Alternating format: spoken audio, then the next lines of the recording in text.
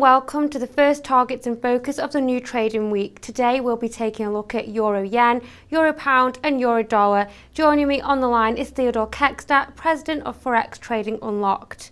Theodore, today the Japanese yen was higher against the euro and against all its major peers as concerns mount over the Bank of Japan's struggle to control the nation's bond yields through stimulus. With this in mind, what are your short and long-term forecasts for the euro-yen pairing? For the euro-yen pairing, I think that there's a short-term pullback on the agenda, especially with what they're trying to figure out now with the bond market and everything. I could see the 125 even level as being a target for the short term. If it can hold there, then I think we might see a range trade. I think over the next few months, the currencies as a whole, the majors are going to start to get into a little bit of limbo. I think that June into August is going to be kind of a quiet range trade, unless the yen can really take out the 125 even level.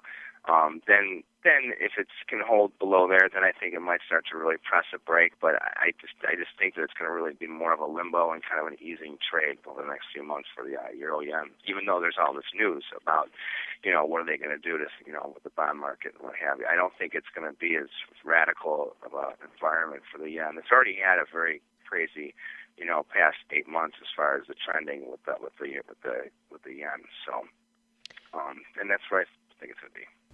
And today the euro is fractionally lower against the pound, with euro pound edging down 8% to hit 0.85.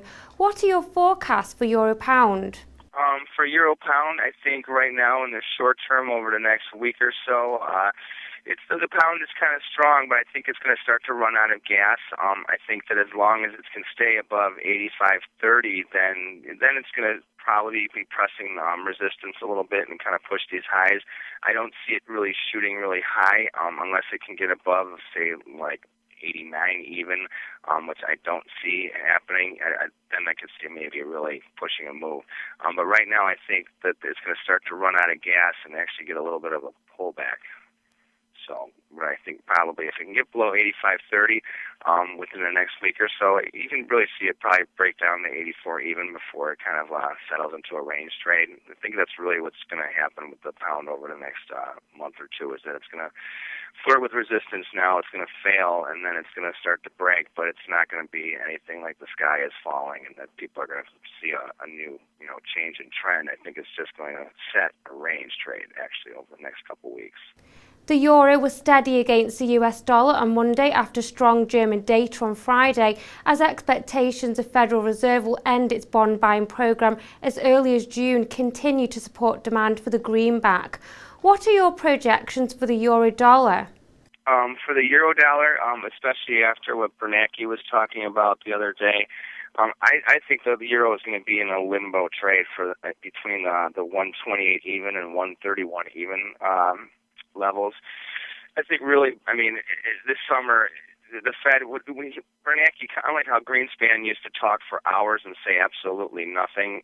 Bernanke is really short in speaking, but he kind of like, everyone knows eventually rates are going to go up and eventually they're going to have to stop the easing. But the reality is that they created this mess. They can't just jump out of it. And even he said, he's like, if we start to do this, it's going to have repercussions. And I just don't see them causing any type of negative turn in them as far as what they're going to do until the end of the year. I really think that what he was kind of doing is just like, saying, okay, well, yeah, he's stating the obvious is what he's doing. Eventually they're going to do something, but they're really, I think, going to do absolutely zero over the next couple of months. If anything, they're going to keep doing what they're doing.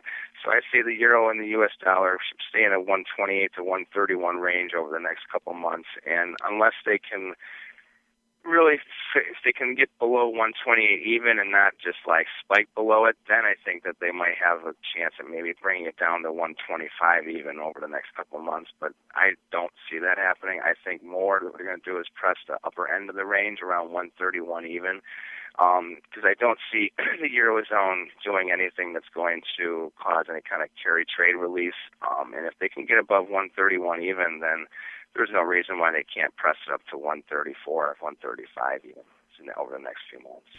Thanks for joining me, Theodore. That's all for now, but stay tuned to Dukascopy TV for the latest financial news and updates. Goodbye for now.